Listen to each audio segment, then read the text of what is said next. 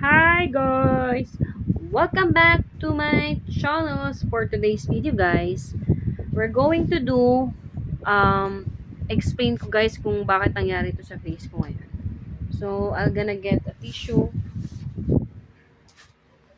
Yan guys. For today's video guys, we're I'm discussing what those things that I use to my face. Siguro nag-start na to nitong mga last week ng June and I don't know why. So, yun nga guys, ang dami ko na actually ginagamit. Ang dami ko ngayon lately ginagamit na mga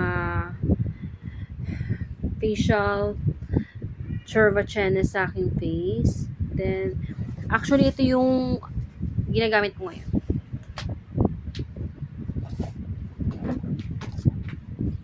Ayun guys, actually ito yung mga ginagamit ko ngayon sa face lock ko. Sa Face Shop, I use this one. Okay naman ako dito, kaya lang guys kasi nasasayangan ako dun sa mga iba kong ginagamit. Kaya inuubos ko yung iba kong ginagamit. Kasi may mga Belo pa ako, meron akong Eskinol, meron akong Silitec, may ano pa ba. Tapos meron din akong mga bars. So I must to finish that. So ito yung ginagamit ko ng mga previews.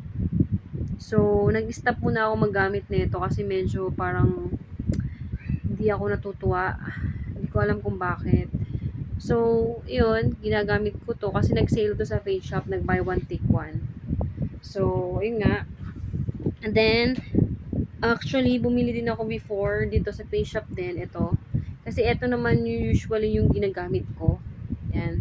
Herb Day 365. So, yeah. Ito yung ginagamit ko sa Saudi. Kahit din yun yung rice brand.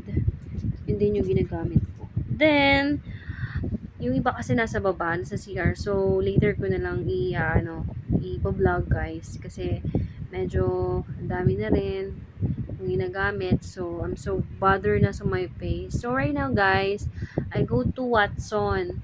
So, I search those sabon and mga exfoliating foaming wash. So, ito yung isa sa mga sana effective siya sa akin. Soul White, Korea, yeah. And guys, yan. So, I'll try this. Hindi ko nga alam kung anong unahin ko. Kasi meron din ako isang binili. Worth 399 pesos yun guys. Ito naman is 165 pesos guys. Sa ano ko to binili? Sa Watson.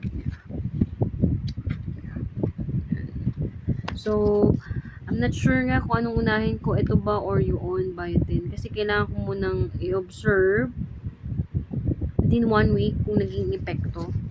Then, the other one that I bought is biotin. Biotin, yeah. So, it's daily exfoliating gel daw. Acne control din siya. 89% ingredient of natural origin. Then, yung yung mga action niya is reduces imperfection, reduces sebum secretion, minimize pores appearance, reduces blackheads, maintains healthy skin appearance in acne-prone skin. So, ayun nga. So, siguro gagamitin ko muna to. Then, I'll try for 1 week kung e-epekto siya, kung mag-heal yung mga tagyawat ko guys. So, ayun nga guys, sana maging effective tong binili ko. Medyo mahal din kasi to, 399 guys. Look.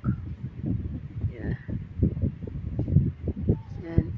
So, ayun nga, later, I'm gonna try it when I take a shower. So, I shall return.